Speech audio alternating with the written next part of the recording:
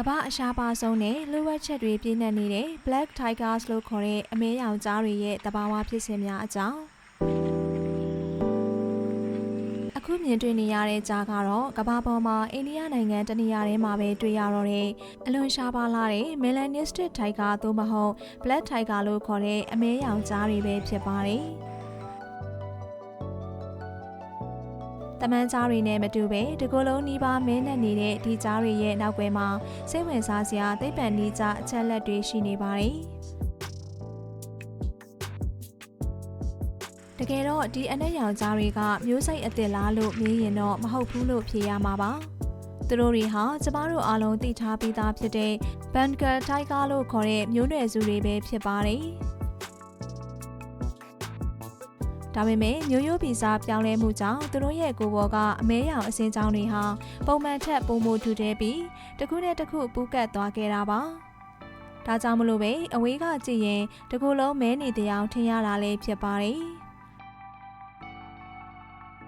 ဒီလိုအနက်ရောင်ကြားတွေဟာကမ္ဘာပေါ်မှာအကောင်ရေဘလောက်တောင်ကျန်နေသေးတယ်လဲဆိုရင်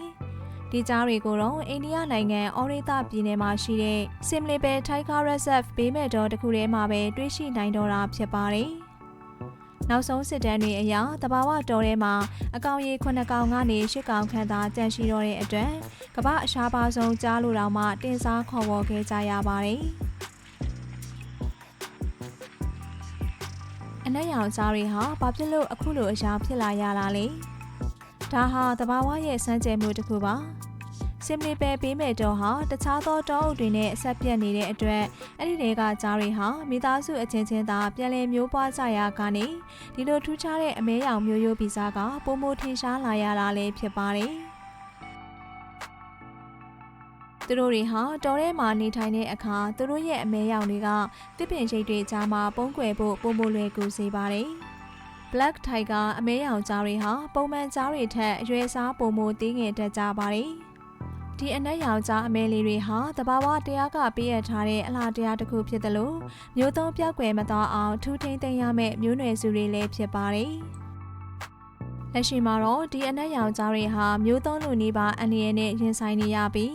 ဆွေမျိုးနှိစက်ခြင်းမျိုးပွားတာကြာလာတဲ့အခါမှာခန္ဓာကိုယ်ခုခံအားကျဆင်းတာနဲ့မွေးရပါချိုးယွင်းချက်တွေပါလာခဲ့တာလည်းဖြစ်ပါတယ်။အိန္ဒိယအစိုးရကတော့ဒီကြားတွေကိုအထူးစောင့်ကြည့်ကာကွယ်ပေးနေပြီးကမ္ဘာပေါ်မှာဒီတနေရာထဲမှာပဲရှိတဲ့အတွက် National Treasure နိုင်ငံတော်ရဲ့ရတနာလိုမျိုးသတ်မှတ်ထားတာလည်းဖြစ်ပါတယ်။